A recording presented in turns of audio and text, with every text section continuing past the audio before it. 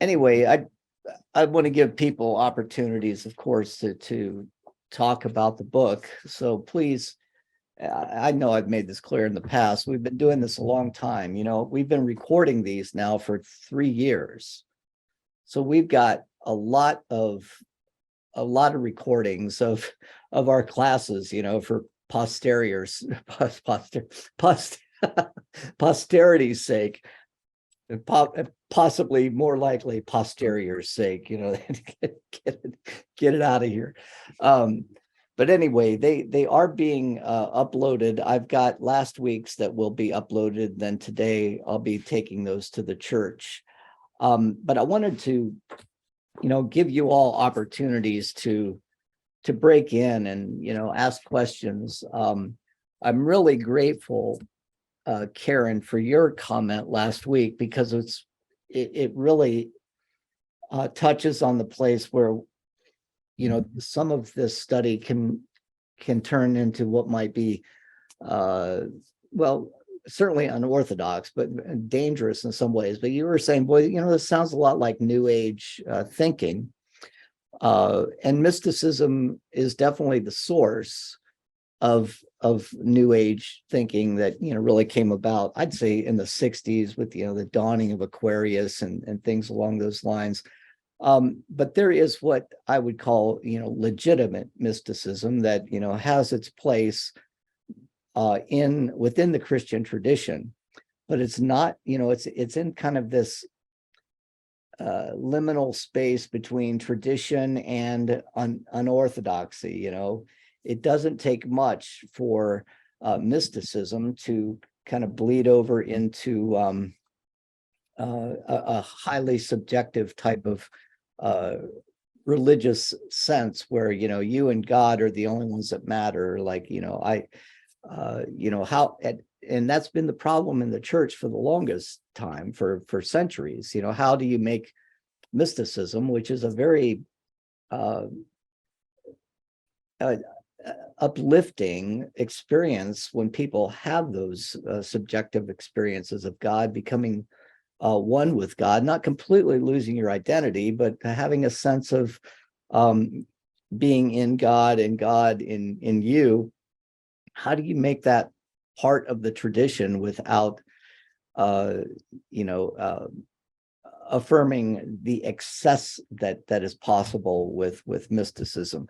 And the excess is what we see in the New Age movements that you were probably referring to, where you've got crystals and you've got all kinds of actually, I think, more informed by science fiction or ideas that are rather popular ideas about how one can become a god themselves and things like that. There's language like that in Christianity, and so I've always been attracted to mysticism, though I've always had a very strong aversion to New Age, crystal type religions. But the place where those two crossovers is a very ambiguous place. So I appreciated your comment last week, Karen. It gave me a lot to think about. I want to make sure that we're not talking about New Ageism as much as this may seem like there are similarities between the two. But we are talking about a movement that has its roots in the wisdom tradition of the Jewish scriptures that developed in some ways, into apocalypticism in the second and first centuries before the time of Christ. But we also mentioned this Merkabah mysticism that was prominent at the time in the first century, that the Johannine gospel, what John's gospel was being written. I wanted to mention last time when we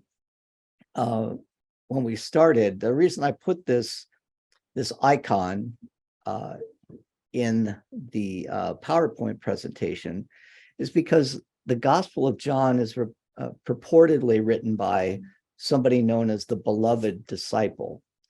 Now, if you were to ask people commonly, in the church, who was Jesus' beloved disciple? Who was his favorite disciple? Most people would say Peter.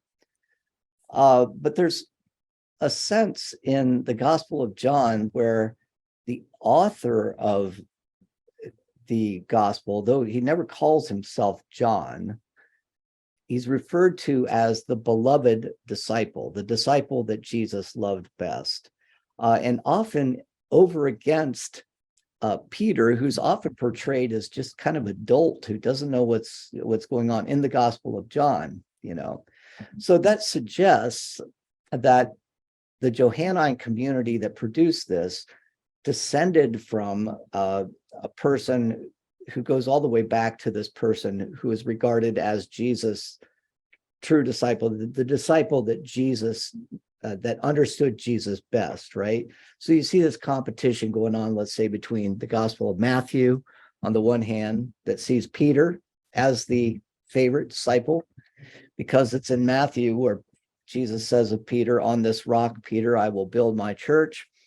But in John, Peter is not, is seen as kind of just a little slow on the uptake at times, and certainly not someone having as full an understanding of Jesus as the beloved disciple did. This is probably best exemplified when Peter and the beloved disciple hear that Jesus, the stone has been rolled away. Mary Magdalene returns and says, Jesus is not in the tomb. And the beloved disciple and Peter race to the tomb as fast as possible, And it says very clearly, the beloved disciple made it there first, as if to say, yeah, this is the guy who really, exerted all of his effort to know Jesus, as symbolized by that little race. But there's this beautiful scene in the Gospel of John where, it is the night before Jesus. Well, it is during the Last Supper, what we call the Last Supper, but it's at the foot washing. In the Gospel of John, there isn't that breaking of the bread and the pouring of the wine, but Jesus has a supper, and it's not clear that it's on Passover, but he has a supper with his disciples and he washes their feet. And during that supper, the disciple known as the beloved disciple rests his head on Jesus' breasts, as if to say, and then later mystics would use this as an example of John, the writer of this beautiful mystical gospel, is the one who actually could hear the heartbeat of God. If you can imagine, what a wonderful metaphor that is, listening to the heartbeat of God. And that's a good example of what Spong, I think, is wanting to talk about in the Gospel of John. It takes a kind of listening that involves an intimacy with God that any kind of literal reading of the text just completely undermines. It involves a lot of intuition, and this is what the author wants to try to get across. Unfortunately, what happens is that eventually early church fathers come to interpret the Gospel of John in a very, very literal way, and that really eclipses everything that John is trying to do in writing this gospel in a way that needs to be understood metaphorically, mystically, and not literally at all. So that's just probably a quick overview of where we've been. But I wanted to show you this image because John is the one who listens to the heartbeat of Jesus here. Any questions or comments so far? I have a question, Dan. Yeah, go ahead, Mac. I was thinking about this this week. The mysticism of John seems to emphasize the becoming one with Jesus, which is like becoming one with God. And there's, it's not a new agey thing, because then the next question is, well, what is the meaning of Jesus?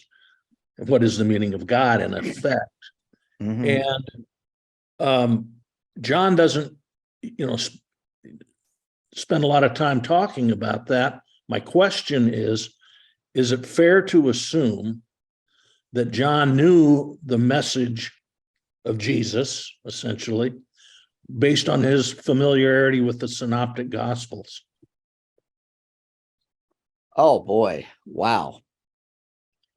I mean, because that's where you get, like, a lot of Christians now say, well, it's all the Sermon on the Mount and Sermon on the Plain, and you get his ethics there, and you get him in the parables, which is interesting because Spong, even though he is a member of the Jesus Seminar that we talked about last week, and the Jesus Seminar gives, some pink and red to a lot of the Sermon on the Mount stuff in Matthew.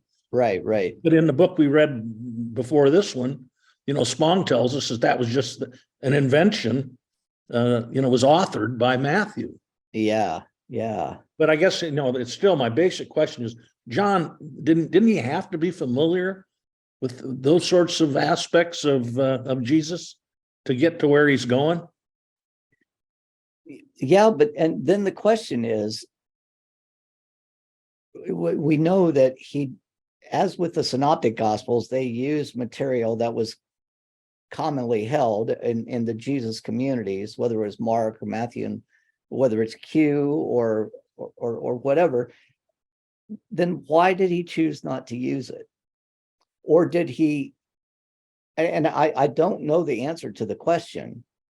Why did he choose to use this sign source? Is it because he saw the other material as maybe too misleading? He had to have known about it. It's not like he wrote the gospel without knowledge of the Sermon on the Mount or anything like that. My question, and actually this is where we're going to go, is, did John write his gospel with knowledge of Jesus that came through Paul more than it did through, some of the synoptic materials that, that we know, Mark and Q? And I've always had this intuition that there was something that was correct about that, but it was just an intuition. I'm not enough of a biblical scholar to be able to really, really make that argument well. But here I find Spong pretty much leading with that argument, with the Nathaniel, and this is where we left off last time. Nathaniel, as Spong says, he's not a historical figure, but he's a person who in his character suggests what Spong calls a tip of the hat to Paul, that Paul didn't have it all together, but he had enough of an understanding of Jesus that he at least needs to be acknowledged, in the first chapter, like as if to say, this Gospel of John, building on this sign source that we're going to pick up with in chapter 2, has a lot to acknowledge in the teachings of Paul, but we are going to expand upon that. And we're not going to expand upon historical stuff. We're going to expand upon, the Johannine author says, we're going to expand upon what appears to be this mystical understanding of Jesus that Paul had. Now, Mac, I don't think I'm answering your question, but yeah, I think that's a good answer. But please respond to that, because this is confusing. It's confusing for you and me both, who've studied this stuff, and are intrigued by the possibilities. But let's go towards that. This mysticism of Paul, because if you think about not so much Paul's letters, but Paul's experience of Jesus that we only get glimpses of, and Spong gives us a good list of these, but Paul's conversion was certainly one that there are actually three references in Acts to the same experience, and they're all different. But Paul is enveloped. Paul and in one of the versions, and his companions are enveloped by this bright light, and he hears a voice, and it's understood in one of the versions that the companions hear the voice as well. So if we're reading history, even the most historical of the text, Acts of the Apostles, where Luke is trying to, talk about Paul's journeys, and we went here, we went there, even the so-called historical versions of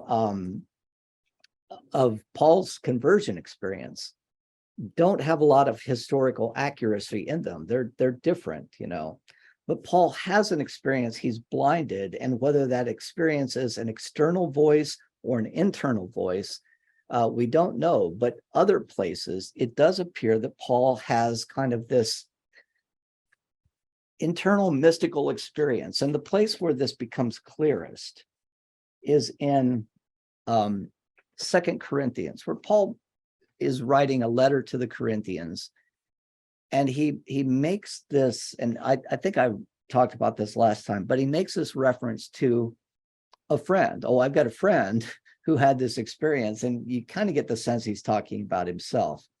I know a person in Christ who 14 years ago was caught up to the third heaven, whether in body or out of body, I do not know. So there's the question. Okay, was this person actually taken up to the third heaven?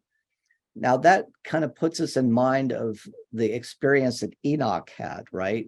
Where he's taken up and, is given a tour of heaven by one of the angels.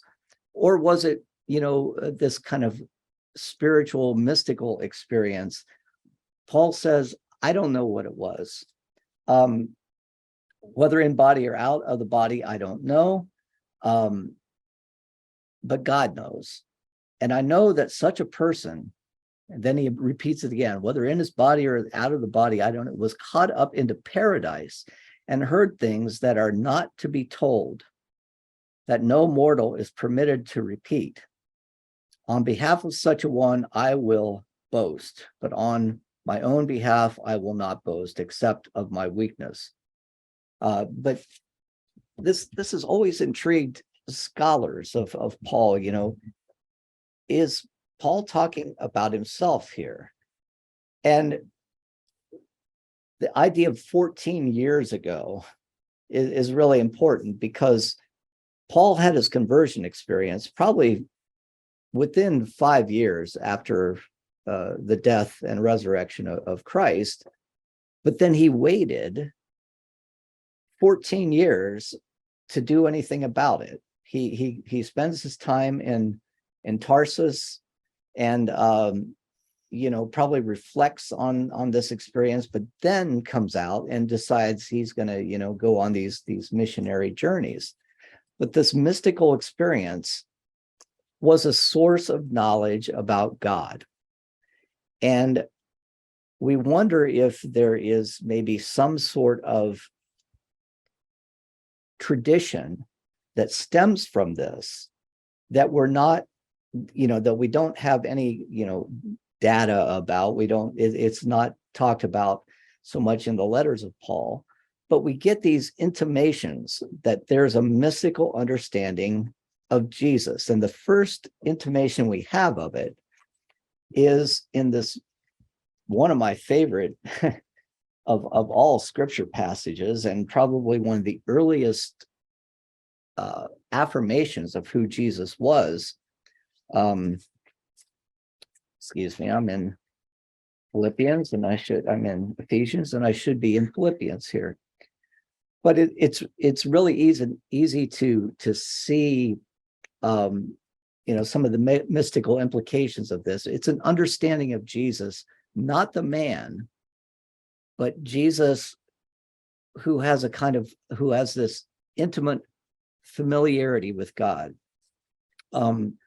And Paul is writing to the Philippians, his beloved congregation, the Philippians, and he makes a reference to something that appears to be maybe a hymn that was sung by them, or at least it's something that they knew well. But it's not all of a sudden Paul breaks from his, letter writing narrative to like reciting a poem, you might say. And you can even see it in the text. It's in Philippians chapter 2. But he says, let each of you look not to your own interests, but to the interests of others. And let the same mind be in you that was in Christ Jesus. And then here's where the hymn comes in. Who, though he was in the form of God, did not regard equality with God as something to be exploited or something to be grasped, but emptied himself, taking on the form of a slave, being born into the human likeness and being found in human form. He humbled himself and became obedient to the point of death, even to death on the cross. Therefore, God also highly exalted him and gave him the name that is above every name, so that the name of Jesus every knee should bend in heaven and on earth and under the earth, and every tongue should confess that Jesus Christ is Lord, to the glory of God the Father. Now, what we're going to see in John is, as a result of John taking an unknown source called the Book of Signs, we're going to see an understanding of Jesus developed that's very similar to what we just said here, that Jesus is going to be glorified, but it's a glorification that comes in this highly paradoxical way, and that is by being crucified on the cross, that he humbled himself to the point of death on a cross. And now we're in a realm where you've got a lot of paradoxes.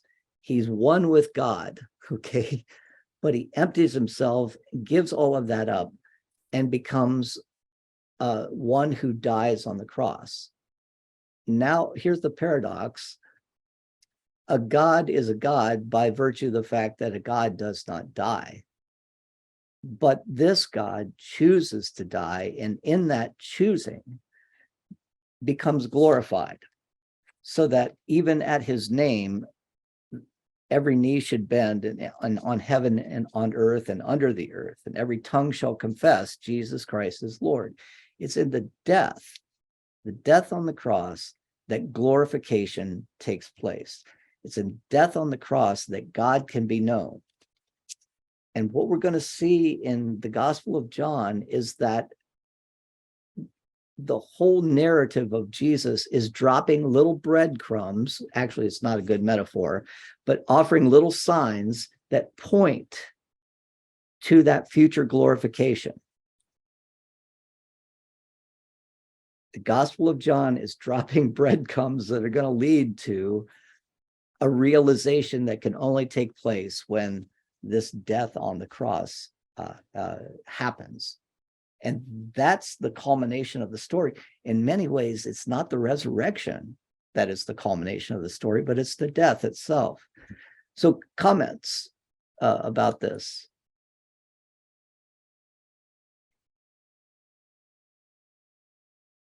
Spong also makes a reference to a reference in Ephesians that has this kind of mystical quality as well. And I just want to point out that Ephesians, it doesn't appear that Paul wrote Ephesians, but there is a Pauline school of thought that carries over past the time of Paul in Ephesus. And what's interesting about this is that if we read the, probably the most prominent scholarship on who wrote the Gospel of John and where was it written, guess what? It was written in Ephesus, most likely. There appears to have been a Johannine community that had some sort of connection with this city of Ephesus. So we've got all of these points that are being connected. Paul was a person who had a conversion experience that was mystical. That mystical experience was taught by Paul, and we see traces of it in his writing. We certainly see it in the first chapter of Ephesus when he refers to, kind of the universal nature of Christ. And we know that John was written with a connection to Ephesus. So we have, as Spong points out, kind of a tip of the hat to Paul in the person Nathaniel, who we talked about last week in the first chapter, this Israelite in whom there is no guile, this person who knows Jesus in this intimate way, even before knowing him, right? So, any comments about that? Questions? The problem with mysticism is it cannot be spoken about in language that we understand. So a mystical experience has to use metaphor, and it has to use symbol.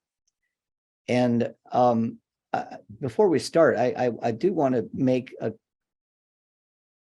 distinction between, or actually just develop the idea of what a symbol is, because though the text that John is using as his source is called the Book of Signs, it really should be called the Book of Symbols. The Greek word, the Greek that's used in John is sign of this, sign of this.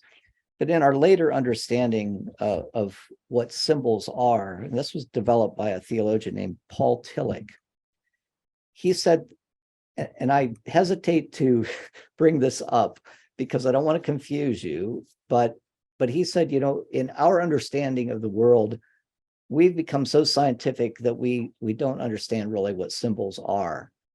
But there's a difference between a sign and a symbol. And keep in mind that we're going to call this text that John is using the Book of Signs, even though it should be called Book of Symbols, okay?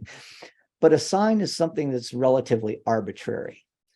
For example, it's something that points beyond itself, right? I can see a stop sign and we can see the word stop on it, but I could take that word stop off of that sign and I would know what it meant, I can go around the world and see stop signs and, it's kind of become universally understood. Oh, this means that when I'm driving in my car, I come to a complete stop, right? But hypothetically, I could change, we could all make a decision that, today, after this week, the stop signs are going to be, they're going to be pink now, and they are going to be, instead of octagonal, we're going to make them hexagonal, or we're going to make them a trapezoid, But everybody would just simply have this understanding, oh, that used to be a hexagon. Now the pink trapezoid is going to be the thing that signals me to stop. Nobody would have a problem with that. That's what a sign is. A symbol, on the other hand, is something that participates in the reality to which it points.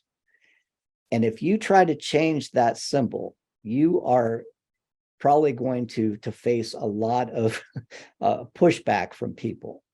Think about what happens when, if you've ever been to a Veterans Day parade and the flag of the United States comes along and these old guys dressed in their military uniforms that barely fit anymore, buttons popping off them, but they salute that flag and a little tear drops out of their eye.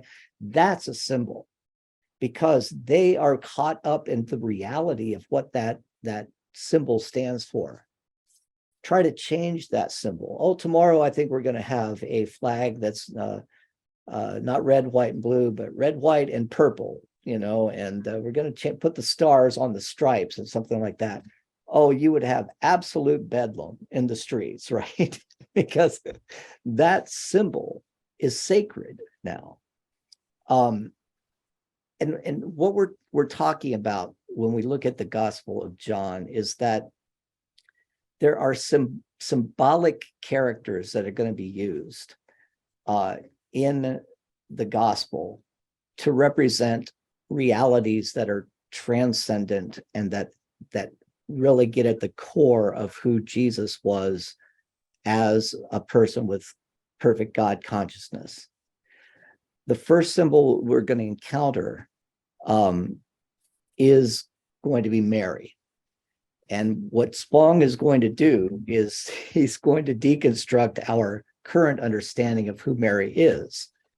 And in so doing, may upset a lot of people, but I don't think that's going to be the case with us, because we know what Spong is going to say, because we already heard what he said about Mary in his previous book. He went through a little bit of a historical background with her. But now we're moving into part 2 of our book, where Spong is going to develop this idea of the source on which the Gospel of John was based, the source that was used, and it's called the Book of Signs. And he's going to say that while we have this tendency to think about people like Nathaniel or Mary or John, the beloved disciple, or any, the woman at the well, Nicodemus, we have a tendency to think of these people as historical figures. Get that idea out of your mind. They are symbolic figures that are trying to emphasize something about the message of Jesus, trying to be representations of that towards which all of the signs that we're going to see in this gospel are pointing. Jesus is going to be dropping bread crumbs along the way, and these are going to be called signs. And sometimes these signs get caught up with individuals that we tend to think of as historical figures, but they're really not. They are symbols of the narrative and the message that's trying to be conveyed here. Okay, questions or comments about this? Well, Dan, Yeah, go ahead, Chuck. it sort of reminds me of our experiences in writing icons. Yeah. As we go through the liturgical process of doing what looks like painting, it's a matter of developing an image that is no longer just an image, but a symbol. It takes on a life of its own. And in the Orthodox tradition, the icons take on their own life. That is more than just a picture. Right, absolutely. More than just a representation is actually, and you could probably tell us a little more, Chuck, about how those icons are developed, but it's a doorway. It is a portal, as sometimes people are using. It's a doorway into this more dynamic experience of God. And the interesting thing about icons is the way that they're painted. And this is why the Orthodox tradition uses them so much, is because, boy, the Gospel of John and the Orthodox tradition, we're talking about Eastern Orthodox, Russian Orthodox, all the Orthodox churches that tend to be part of Eastern Europe and Russia. They have this understanding that the presence of God is all around us. And through the right type of meditation, you could come to see that presence. Well, when Chuck and I have worked together and we do this process called writing icons, the reason it looks like painting. So, but you don't paint an icon, literally you write it, because what you're doing is writing the theology. You are creating a doorway into a theological understanding of the world. It starts out with a white background, and you keep putting layers upon layers of translucent paint on top of that. You never put, some You never erase. What's that? You never erase. You never erase, right? But you're always putting, like watercolors, or allow that light to come through of the white background. But you keep putting these layers and layers of paint on, which represent the layers of the world around us. But always in those icons, you can see that white background, which is a symbol of, in the beginning, God created the heavens and the earth, and God said, "Let there be light." The very first thing in the world that was created was light. And that light is the source and at the foundation of all things. And with the right spiritual disciplines, we can see it. With the right spiritual cues or clues, we are given the key to open the door to see that light. And it's exactly what we're talking about in the Gospel of John. Wouldn't you say, Chuck? I mean, just in what we're reading so far? Yeah, yeah, very much. And it's sort of interesting too, that when we began this, and I don't know exactly why, but the Gospel of John has always been my favorite. But I've been sort of a mystic for much of my spiritual life. Yeah. And it ranges from,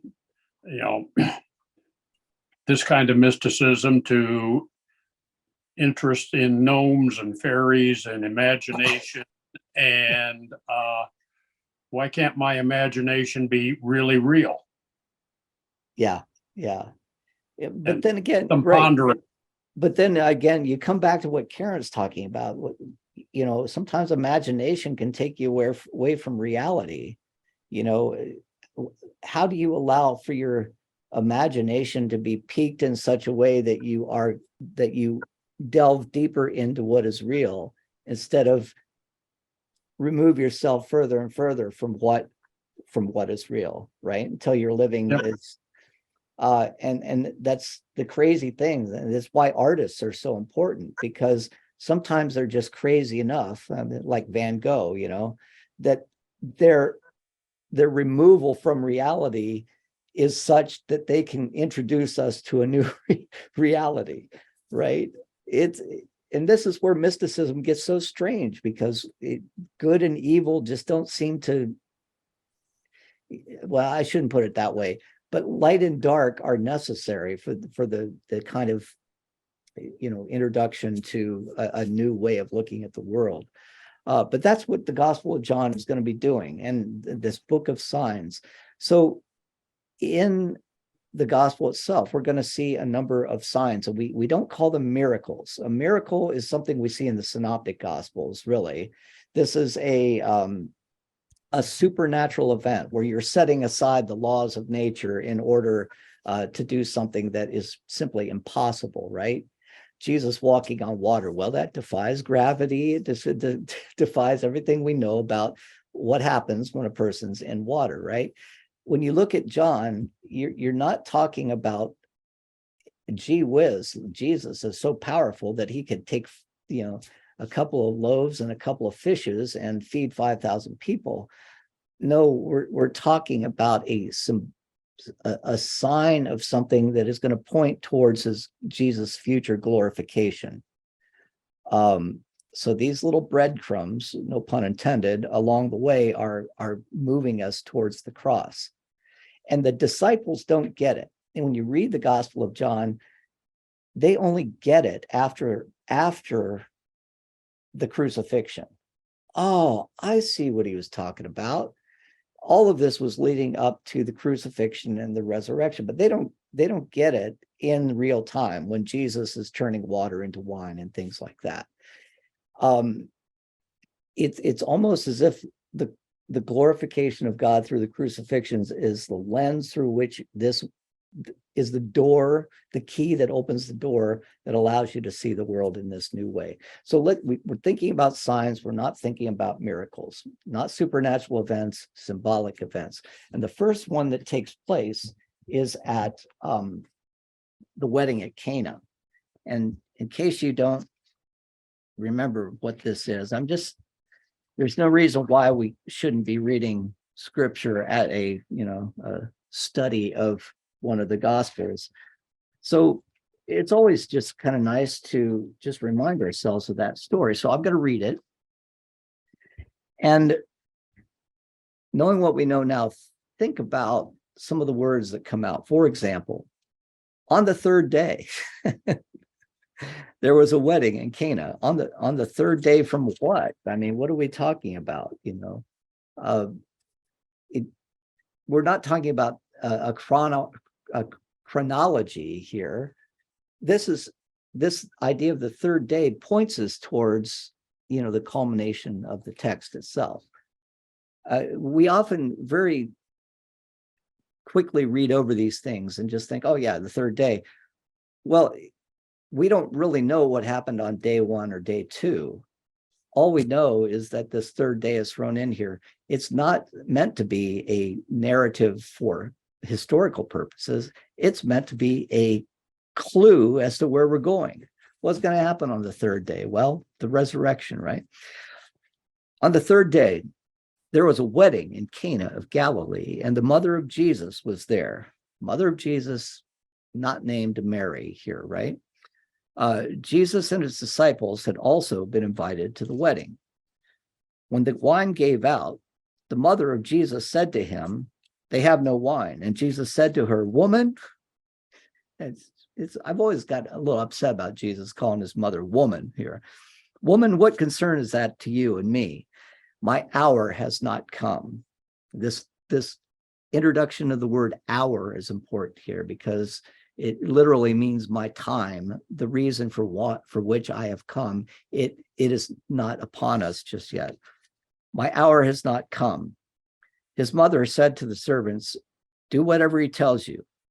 Now standing there were 6 stone water jars for the Jewish rites of purification, each holding 20 or 30 gallons. Jesus said to them, "Fill the jars with water." And they filled them up to the brim. And he said to them, "Now draw some out and take it to the chief steward," the wine steward, that is. So they took it.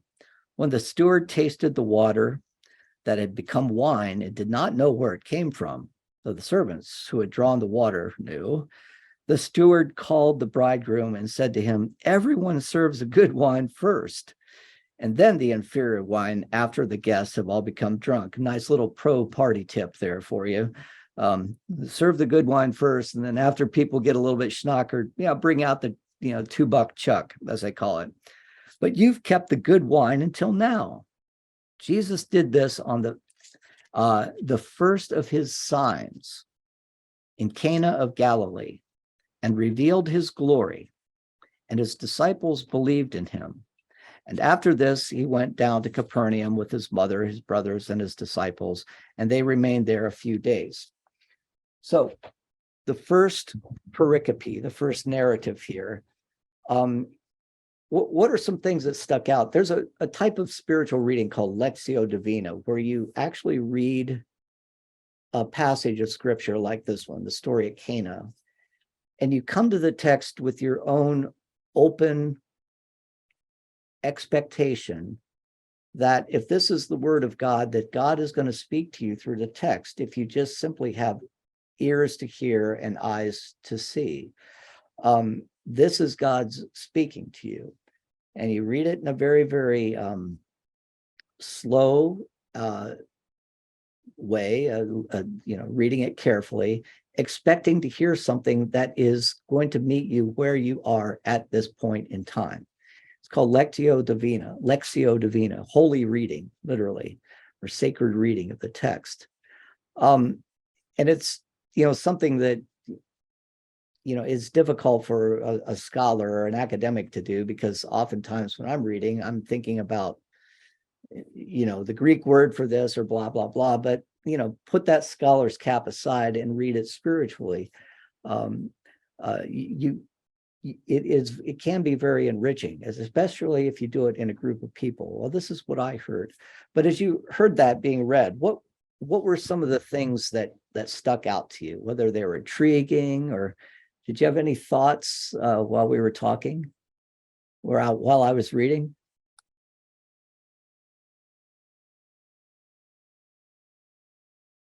Do this in the future, and expect to hear something spoken to you. There were several things, of course, for me, Jesus calling his mother woman, but also this idea that, by now in the fourth gospel, we have come to know the mother of the Lord as Mary. She's never referred to as Mary in the Gospel of John. It was always the mother of Jesus. And Spong finds this particularly, intriguing. And he says, first of all, let's talk about this person. why, I mean, this is what this is what exegetical reading does for us too, is that why Mother of the Lord instead of Mary? Why is she given like a title instead of, a name? And Spong says this is a clue. It's part of one of the signs. And in the chapter, now we're now in chapter 8, and he goes over the I guess you might say the chronology of Mary and how she appears. And we know this from our previous book, but when we read Paul's epistles, Paul tells us nothing about, Mary or Joseph or when Jesus was born or anything about Jesus, personal life other than the death and resurrection, right? So we don't know much about Mary. When we get into Mark, our first introduction to, she is referred to as Mary, but remember when we were talking about our first book, the book on on literalism, Spong makes a suggestion that Jesus' father isn't introduced in Mark at all. Isn't this the carpenter Mary's son? Almost as if to say this is an unwed woman that is kind of a lowly character, right? When we get into Matthew, Mary is referred to, but all of the work being done in the text, let's say in the in the birth scene or in the birth story, it's the angel is talking to Joseph for the most part. It's only, Mary is just kind of like a little pawn in the Matthew birth story. It's only when we get to the Gospel of Luke that Mary is placed center stage. And it's to Mary that the angel Gabriel appears and makes the announcement, oh, guess what? You are with child, and he is going to be, the savior of your nation. And to which Mary's response is the wonderful Magnificat. My soul magnifies the Lord, for he has looked with favor upon his lowly servant. This day forward, all people will call me blessed. And Spong uses that as an example of how even Luke is mythologizing Mary. Luke is turning Mary into this symbolic figure. Mary's Magnificat, my soul magnifies the Lord, is really kind of a plagiarized version of the story or the response that Hannah makes in 1 Samuel when she hears that she is going to be with child. She goes to the Ark of the Covenant, there meets Eli and says, if Eli thinks she's drunk, and finally he realizes she's not, and she says, if only God would give me a child, I will dedicate him to be, to be one of the holy priests. And she does become pregnant, and she sings this wonderful song that sounds a lot like the Magnificat. So even Luke is putting Mary in a kind of in a role that any good Jew would recognize. Oh, this is I'm picking up on cues from the Hebrew Bible here. But when we get to the Gospel of John, Mary has two roles, two appearances. She's never named, but she's the first of this, she's the person who initiates, I guess, the first of the two signs of the signs that Jesus is going to give. And she's not referred to by name because the mother of the Lord is the function that she is performing symbolically here. It's a symbolic. Go ahead, Chuck. Occurs to me too that the stereotypic Jewish mother doesn't pay any attention to what her son says.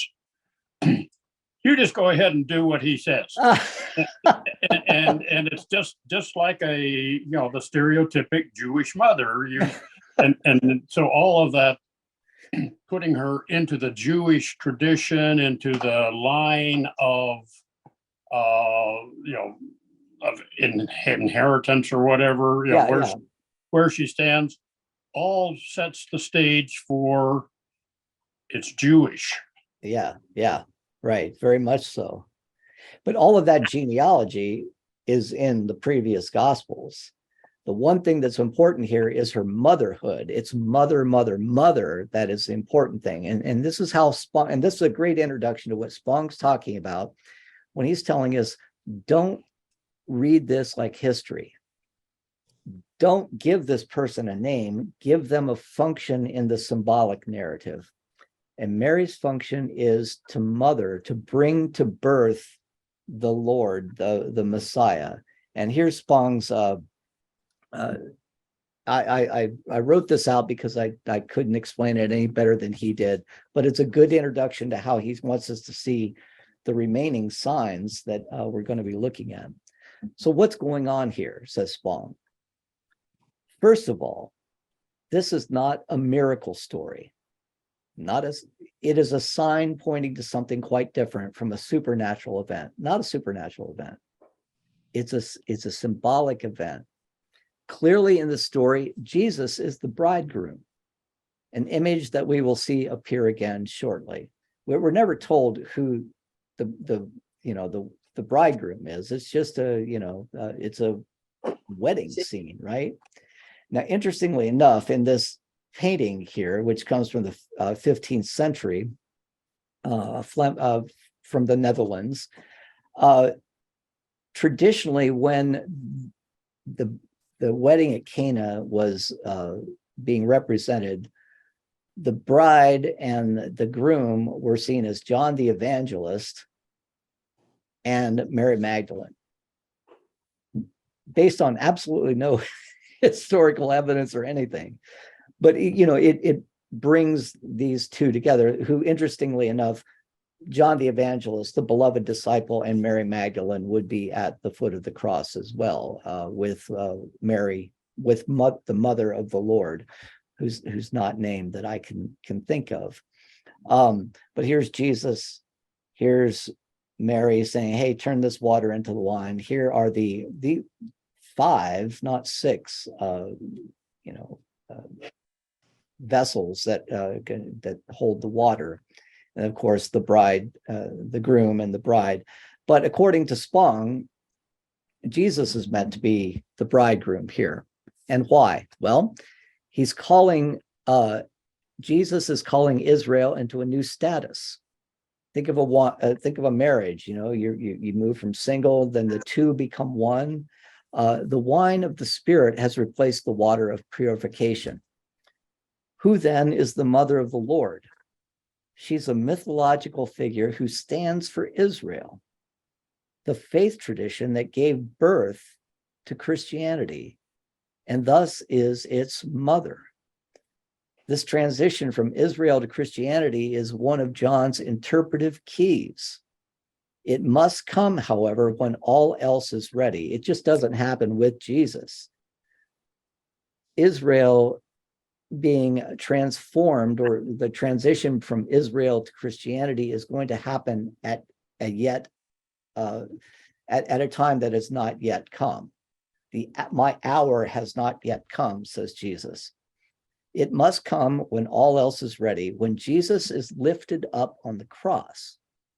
The seed of the idea is so central to John that it will be in the death of Jesus that his glory will be revealed, is here planted. It's planted here. The mother of Jesus in this gospel is not a person, she's a symbol. When she appears again at the foot of the cross, the meaning of that symbol will become abundantly clear. So Israel, represented by the mother of Jesus, is moving into a new understanding of itself and a new relationship with God. As represented by the wine of purification, this Jewish ritual, the water of purification, this Jewish ritual, now becoming the wine of the Spirit, as Spong refers to it. So comments about that. Chuck, you got your mic still open. Do you want to make any kind of comment? Well, also reminds me a little bit of, as we think about some of the symbolism of the Eucharist, Yeah, we're really not talking about blood wine. We're talking about spirit wine.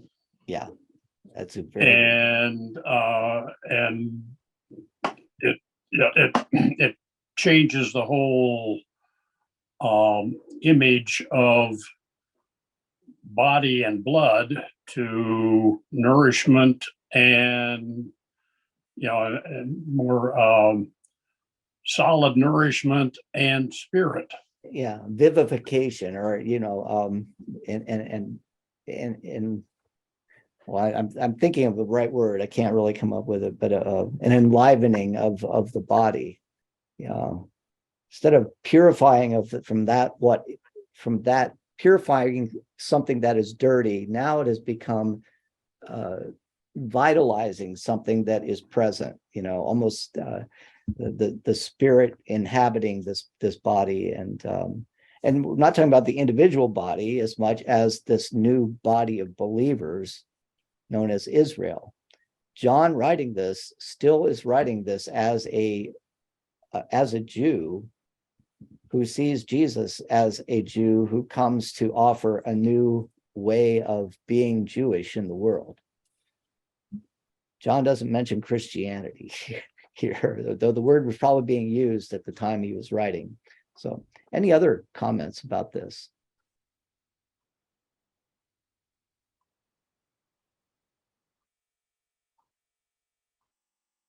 Well, And yeah, go ahead, Denny. it's kind of fascinating over the past 2,000 years, the Catholic Church has used and developed Mariology, veneration of Mary, I think for its own purposes. Yeah. And I'm not exactly sure why they did that or what the purposes were. I can imagine it, I can guess, but maybe sometime you can comment on that. Well, one thing I'd like to say, and I know our time is on it, it's really interesting how the cult of Mary and when the cult of Mary develops. It happens at the height of the scholastic movement in Roman Catholicism. When you have theologians using Aristotelian logic, as profoundly as they can, when the church gets so consumed with what we might call male ratiocination, the way of approaching the world logically and using philosophy, it's almost as if this underground spirit bursts forth among the laity, really, it's not among the theologians, but there's something of, that was being suppressed that just kind of pops forth. Have you ever squeezed a balloon, and all of a sudden, something pops out? It's almost as if, the rational theology of the church was squeezing the balloon so much that out pops this veneration of Mary that has nothing to do with reason whatsoever. It's really fascinating the place in history when this happens, because it's not, you don't really see it for the first 1,000 years. Do you have see it in the high Middle Ages. Go ahead. an approximate date? Well, it would have been after Aquinas, probably 12th, 13th century, I'd say. And of course, what I'm saying, I'm sure there are caveats that can be made here, but this veneration of Mary that really takes over as a cultic reality throughout Roman Catholicism really takes off in the Middle Ages at that point. And you have to wonder why. It was a church becoming so masculine that they needed some representation of, the feminine human spirit. You got a male God, you've got a male son, you've got a neutral spirit that is nevertheless being referred to as he, right? Mary comes in, almost to offer balance to the whole spirituality of of this huge institution. So, but anyway, that's not we'll talk about Mary next time. But this idea, now we kind of have a sense. Why is John saying the mother of the Lord instead of Mary? Well, the mother of the Lord is an indicator. It's a key of the symbolic role that she's playing here. So, but our time is upon us. I'm sorry I've kept you a little later than usual, but we will come back next week. We're at chapter 8, and next week we can look at Nicodemus and and that's chapter 9, and then also the Jesus meeting the woman at the well, which is chapter 10. So if you want to continue your reading, chapters 9 and 10, and I really enjoy having this opportunity for 1 hour during the week to think about something other than spring enrollments and classes that aren't making, classes that have too many students, faculty who don't want to teach this, but they want to teach that. I should probably stop our recording now. So yes, I will. I'll see you next week. I plan on continuing on Wednesdays, even throughout, so that would be Wednesday, the 21st, as well as the 28th during the Christmas season. Unless somebody has objections, we can talk about it next time. So, okay, everybody, I'll see you all later. Thanks, Dan. Thank you. Have a good week. Thank you. Yeah, you too.